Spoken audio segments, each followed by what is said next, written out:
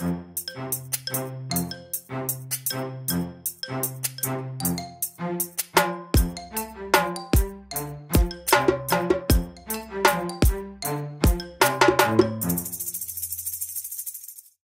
warm welcome back to the Information Security Stack together with me, Daniel Gustafsson and Kim Hindart. Hubba. Today, Kim, we will wrap up our mini-series that we started a couple of weeks ago where we're talking about digital transformation. In the first 3 episodes, you covered a lot of the technical aspects and just the benefits of a digital transformation and, overall, what is it good from a technical perspective. Last week, we started to talk about the human side of things, meaning the people that are going to adopt the new digital transformation process, technology, whatever you want to implement into your organization. And we sort of had a little bit of a discussion, or I tried to tell the backstory to the reluctance of humans of wanting to change over time. And we had that story of that little child or the person who went over the top of the mountain and wanted to see what was available in the valley behind, just to see and expand and explore. And we talked about the fact that when he or she came back to their village, the response might not always be super positive. Well, a few of them probably were, but some of them just kind of felt that was too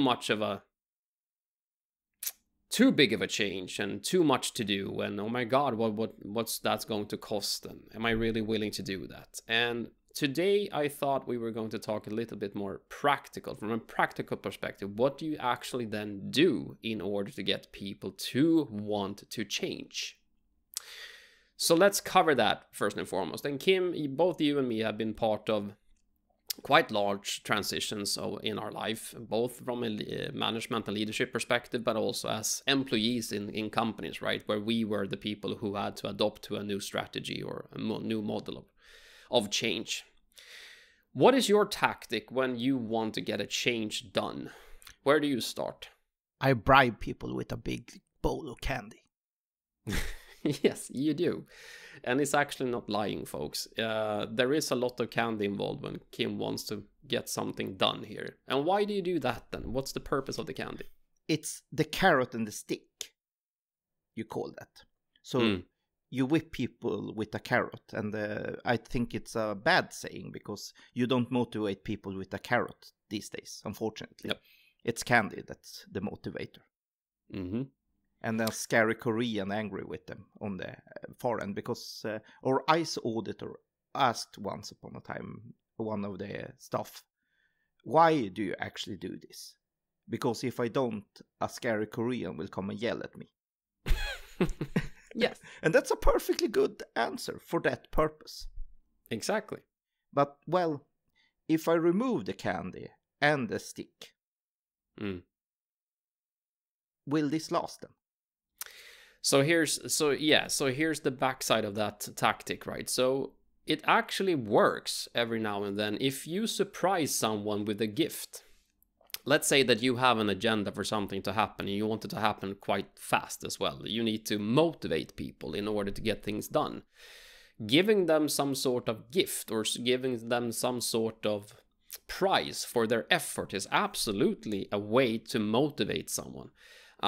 So if you come and say, here, Daniel, here's a big bowl of candy. And but in order for you to get this big bowl of candy, you need to do something for me first, or I need to get something changed here, right?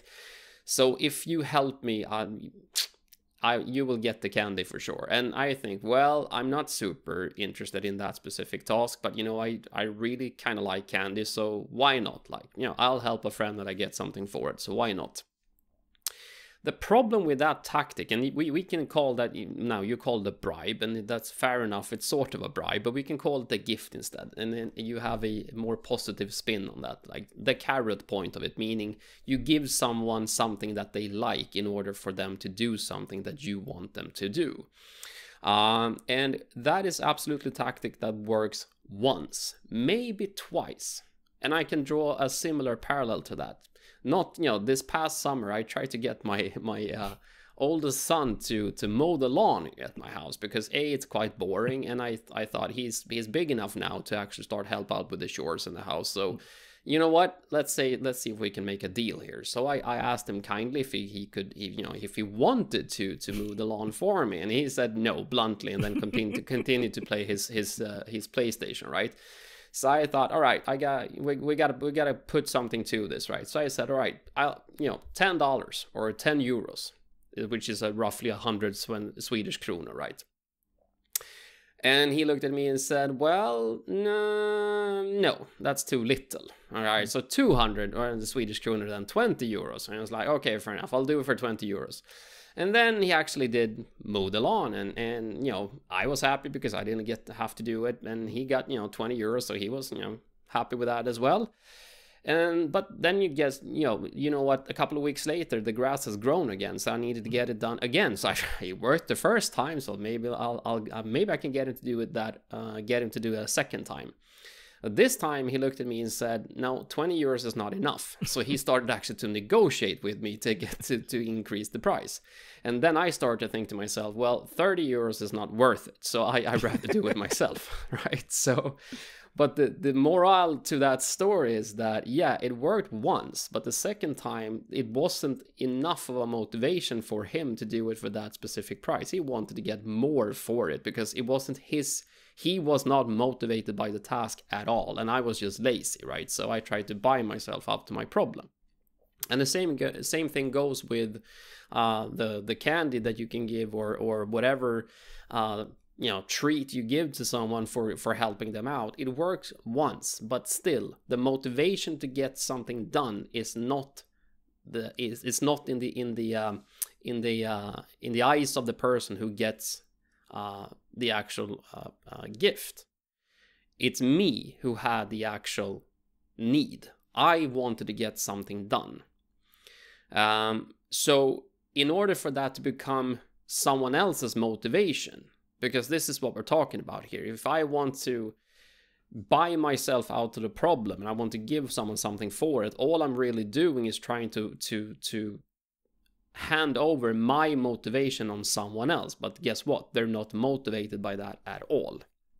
So in order for this... Got him, camera. So in order for this to work, you're going to have to start to have a plan of actually want to get people interested in what you want them to do, rather than just force them to, because that's the second part of it, right? So if the carrot is the candy, or in my case a couple of euros to get my lawn mowed, you can revert that also with the whip, meaning the being essentially forcing someone to do it.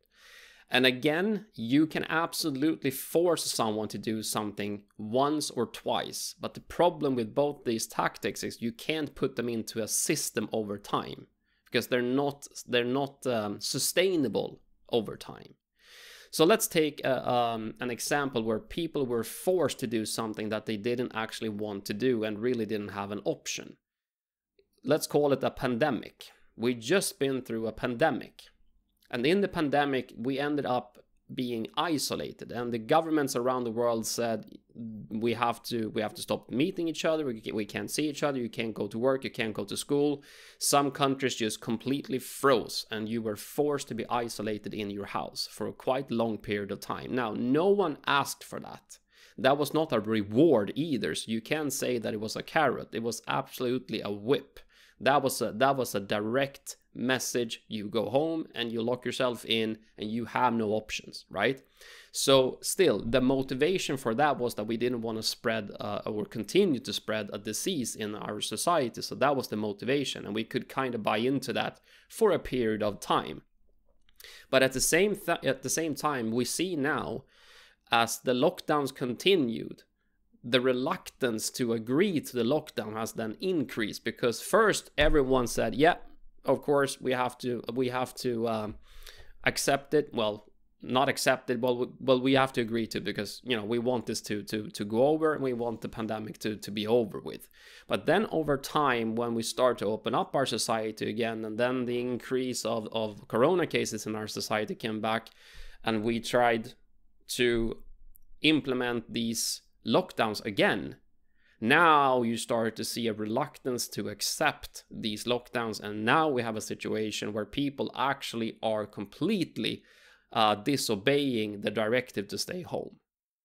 So hence the whip doesn't work either over time, because again the motivation is not in the hands of the people that are being forced to go home and be locked in. So here's where the carrot and the whip works every now and then. It works for a specific reason one time. But over time, as a method of leadership, it's not going to work. Because to your point, if you were to give me candy once, yeah, I would be excited and then I would help you. But if you had a bowl of candy available every single day and say, you can get a piece of candy if you help me, well, it's going to be there tomorrow as well. So I don't have to do anything. I just go pick the candy and then you can do whatever the heck you want to do. I don't care. So it's not a reward then, is it? And the same thing with the whip. If I try to force you to do something, then first time around, yeah, you will probably do it because of a bit of a fear factor into the whip, so to speak. But over time, you learn that, you know, the whip is not really working here, is it? And that is also true. I read a lot of war stories and stories about where people has been in really dire needs, and in war situations when you interrogate people, they call it interrogations at least, sometimes you could probably call it something else, but interrogation methods like putting a person into a box to make them uncomfortable, and then you bring them out of the box to get them to speak, for instance. Literally, you physically put them into a box and they get to sit there for hours upon hours, and then hopefully when they open up the box again, they want to talk to you. There are many examples where the victims of that treatment actually ends up saying, you know what, I'd rather sit in the box because talking to you is worse. So if I'm at least in the box, you're not going to harass me, so I'll rather sit in my box, right? So this is how the carrot and the whip type of method is not going to work to get the change done over time. So what is the method then in order to get someone to get interested and to actually help you out? What would you actually have to do to get this to be sustainable? Yeah. Can you program people? That would be lovely, wouldn't it? But just because surely it would be enough just to be well informed. Well, you would think. And unfortunately, that's not motivation enough either. And here's well, let's explain that thing then. What is a motivation to begin with? There's something called motivation and amotivated, meaning the things that I'm motivated of is things that I want to do. That's motivation. Things that I want to do means I'm motivated to do it. Amotivation is when I'm doing something that I have to do, like move the lawn. I have to do it. I'm not motivated by it at all, but I know it's a necessity. I have to do it. So I probably will do it. But at the same time, every time I can get my hands off that lawn mower and not have to do it, someone else can do it for me, I would take that any day of the week. So motivation and amotivation are the two factors we're playing with here. And to your point, just being informed is not enough if it doesn't motivate me. I have to be intrigued by the proposal. The change that you want to implement actually has to appeal to me. So how you actually do that, and here all the leaders in the room who's listening to this, if you call yourself a leader or a manager or a boss or a CEO, or if you're in any type of position where you make decision and you have to lead people, here's the key to success in order for that to happen. You have to get people involved into your decision. Do not put a already defined decision on the table in front of your staff and believe that they will all be motivated by your brilliant idea that you have come up with, or maybe your management team has come up with. If you haven't involved them in the decision, there's a good chance they won't be motivated. Some will, but not all. And here's what we're fighting with from an organizational perspective, because I hear this all the time. Everyone has to be on board. Good luck. And that goes for all of you politicians listening to this as well. My idea is brilliant and the entire population of my country should follow my lead. Yeah, good luck with that, because most probably if I wasn't part of that decision, there's a good chance that I will say I don't like it. I could even do it in pure spite, just because I don't like you as a person. And that could most probably be true for politicians, for instance, that, I might not like all politicians, for instance. So in order for you as a leader to get your staff or your employees or whoever you want to convince for a change, in order for that to happen, you have to involve them into your decisions. So here comes something called inspirational leadership. Inspirational leadership is not necessarily that you are the big talker in the room, or you are a Martin Luther King type of person who can just wow people with their words. That's not necessarily inspiration at all. Your actions can be very inspirational. So if you put forward an idea on the table to your team or your employees, or a vision that you want to fulfill. I have a dream. Let's take that statement. I have a dream. I have a vision. I have a goal that I hope that we can achieve together. But I don't have the know-all and be-all for that specific task or that specific vision to come true. I need help. And now, Kim, if I present that idea to you and you get to have your input, all of a sudden I will trigger your interest into this specific change or action or task or thing that I want to get done. Because now, hopefully, your opinions will be heard. Hence, you feel you're part of the solution. You're part of the change. You will now start to own the change in your team and with the people you work with.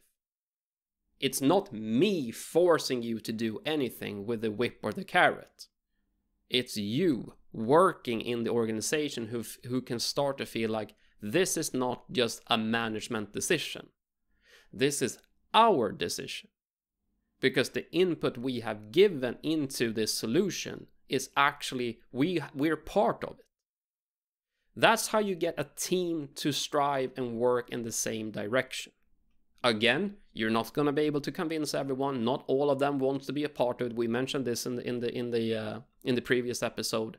This is for the people that raise their hand and say, yes, I would like to be part of that change, or I would like to be part of that process. The people that was inspired by you when you came back from that IT fair or that meeting with the distributor or consultant, whoever convinced you that APIs was the way to go. The people said, that sounds cool, let's talk about it. Those are the people you have to start to invest into your vision here. So, what is your motivation, dear leader, who is listening to this? Because that is what sets the stage here for what you will accomplish. Is it me that has a motivation for my own good? Or do I have an idea that could benefit the entire organization? That's a very different message. And if I'm only making a change or try to implement a change in order to look for me to look good, or for me and my buddies to look good, or for me and whoever is working closest to us to look good, and I want to be that great leader with a great inspiration, according to myself, meaning I make all the decisions, you're gonna struggle in this phase. You have to get your staff, your employees, the people around you invested into your idea, your vision, your hope for what you want to accomplish, and let them have input. When that happens, they start to invest their own time and their own person and their own identity into this change. Now we have a fighting chance to get a change done really, really quickly. Because that will breed a success. Short term and long term. And the short term success is what you will use in order to get more people interested in that success. Success breeds interest. So in order to get a change to happen, me as a leader has to be extremely transparent, and I have to be very vulnerable and tell people I need your help in order for this to be done. And not, here's my idea, fix it. That's not how you do it. You can't change whatever I came up with. No. Here's my vision. This is what we try to strive for. Now we need your input in order for this to actually happen in real life. That's the foundation for change. This sounds complicated. Not something you can do over a 2-hour presentation. No, and that's the second factor. We talked about this before as well. The first thing we're going to have to accept, and again, you know, science is science, and statistics is the third level of lies, as you know, the expression lie, a damn lied, and statistics, right? But the research do show that in order for a change to be done completely, you have to give it time. It depends on the situation, it depends on who you have around you, it depends on a lot of things, but on average, 2 to 2.5 years is what we have to invest in order for a culture or a process or a new concept, in order for that to be implemented properly over time. 2 to 2.5 years in order to get the change done. Now, in order to not scare everyone off, you can take the ballpark between, I would say, 9 to 10 months up to 24 months. That's what you need to be able to invest. And that you need to have a commitment from your management and your owners and whoever is investing into this, that if they hope to have this done by the next quarter, so you can look good in your next quarterly report, if you do that, let us know. I'm super interested to know how you actually did it. But you're going to have to give it time. And unfortunately, we are, as organizations, we are too driven and controlled by the quarterly report.